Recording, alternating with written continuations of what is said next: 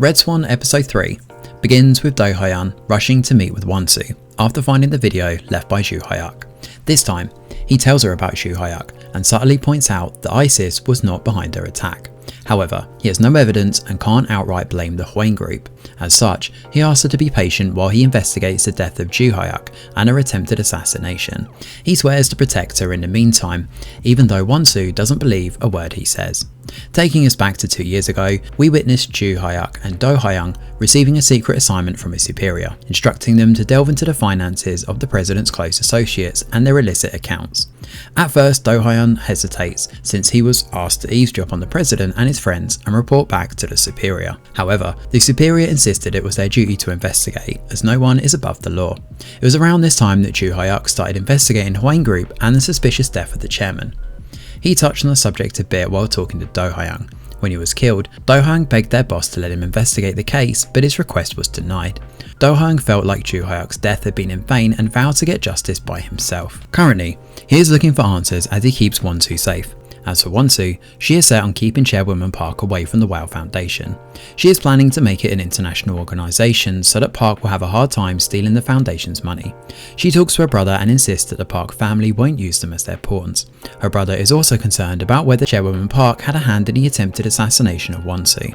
At the same time, Won-soo is concerned about her husband's illegitimate kid, Jun-hee, and his mum.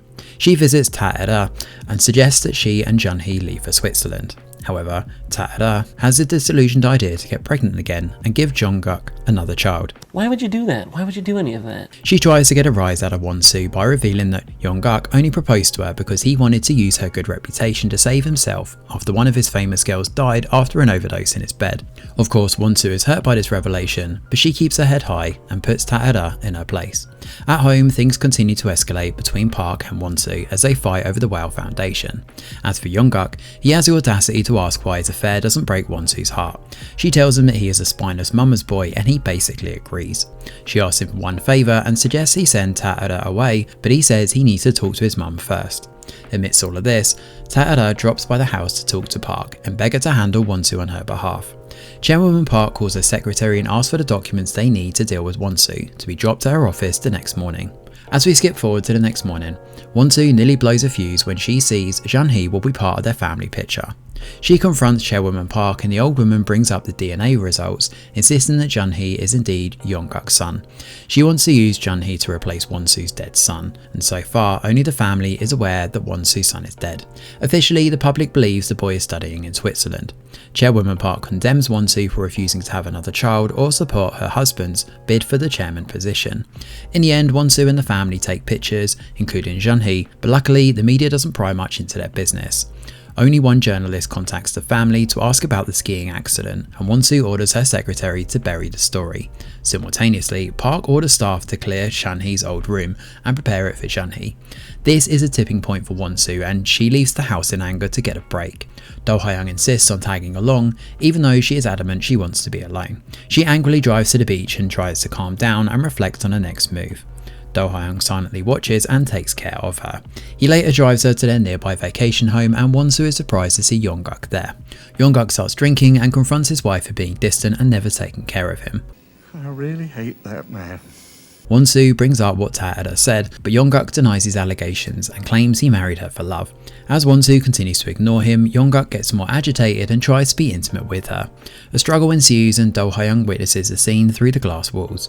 He rushes in to save Won-soo and pulls Jung-guk off her. Won-soo asks her to drive her back home and they leave a pissed Jung-guk behind. The following morning, Won-soo's secretary updates her on Jung-guk, but the former couldn't really care less. Ta-era gets wind of Jung-guk's activities and heads to his place to kick his new lady out and try to instigate Jung-guk against Won-soo. This time, Jung-guk pushes her away.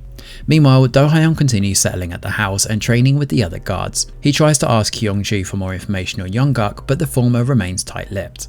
Kyung-joo starts to get suspicious after Do Hyun brings up the late chairman's death. After his talk with Kyung-joo bears nothing, Do Hyun uses his position as head of the RF team to get the footage of Jung-guk's recent activities for the past 2 weeks. Unfortunately, the footage doesn't give him much. He goes back to Joo Hyuk's video and realises that Chairman Park didn't die at the Grand Palace as initially reported. He starts starts recalling his last conversation with Jo Hyuk over the chairman's death. If Park didn't die at the house, where did he die? How did he die? And why is the Hwang group lying about the reality of his death? Red Swan episode 4 begins with the staff excitedly talking about their favourite show and getting distracted as Do-hyung sneaks into the control room and copies videos of Young-guk's office. He is nearly caught by Lee Jin, but he quickly explains that he's there to talk to the butler. Later, Young-guk summons Do-hyung to his office to ask why he intervened in his marital matters with Won-soo. Do-hyung quickly apologises and Young-guk acts like it is all water under the bridge. After this, Do-hyung returns to his room to watch the videos he copied. In one, he comes across Young-guk giving Kyung-ju money in a black bag and wonders what Young-guk is up to. Based on his experience, Do-hyung thinks the money is too much for an assassination job. At the house, Won-soo orders the butler Byung to give Jun-hee a different room and leave Chan-hee's old room as it is.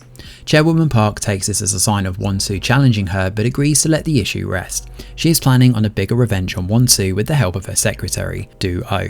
Meanwhile, Won-soo talks to her brother, making plans to get Chairwoman Park away from the Foundation. She orders her brother to leak information about Young-guk's affair and his illegitimate son. The media pounces on the story, of course, taking the Hwang group by surprise. Chairwoman Park calls for an impromptu meeting and warns Won-soo from speaking publicly on the matter. She also asks her to take a break from the Foundation and quit. At the same time, Ta-da asks Won-soo to stop the press, but Won-soo feels less inclined to help her husband's shameless mistress.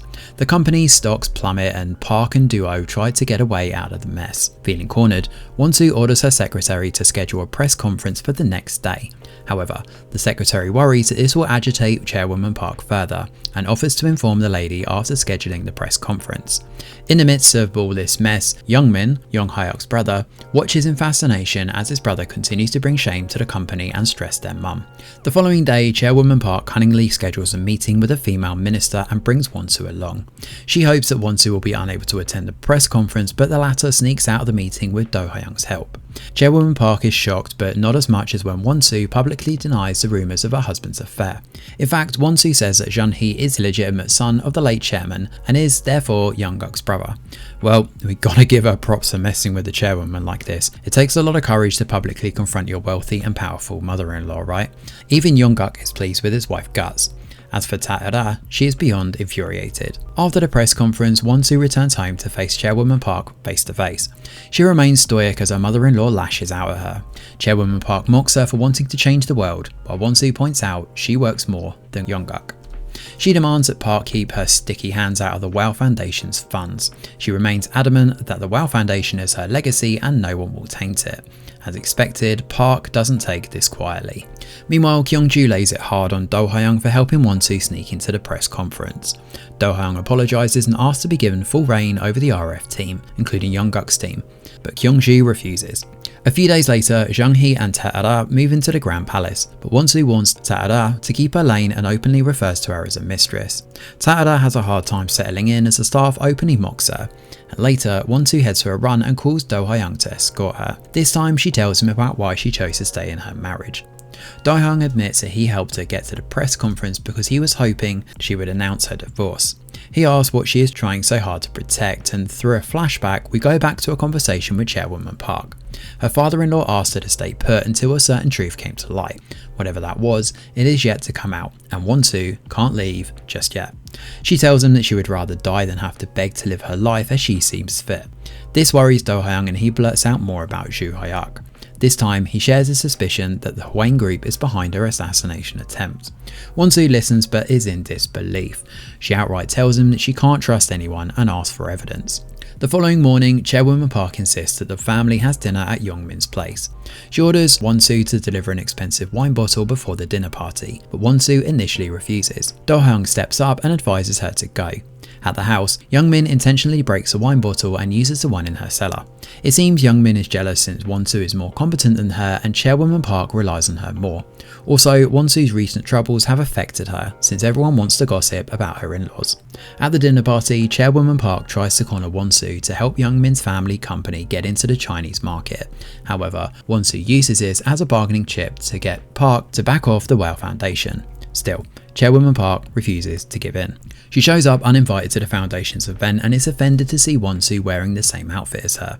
Nonetheless, the media praises Won-soo's style more and Park gets even more frustrated. To calm down, she has a spat with her bodyguards, but Do-hyung refuses to let her embarrass him. She takes her down without as much as an apology. However, this only gets more attention and the chairwoman starts to fancy him.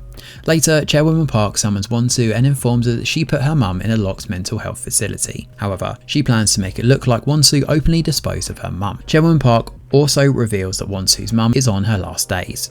Won-soo is beyond shocked and makes plans to visit her mum at the facility. The episode then ends with Won-soo entering her mum's room and screaming, while Do-hyung rushes to her. And that is where episode 4 of Red Swan comes to an end. Thanks for watching, and do let us know your thoughts in the comments below. Smash a like or subscribe to the channel, your support is very much appreciated. I'm Greg Wheeler, and from all of us over here at The Review Geek, we'll see you on the next video.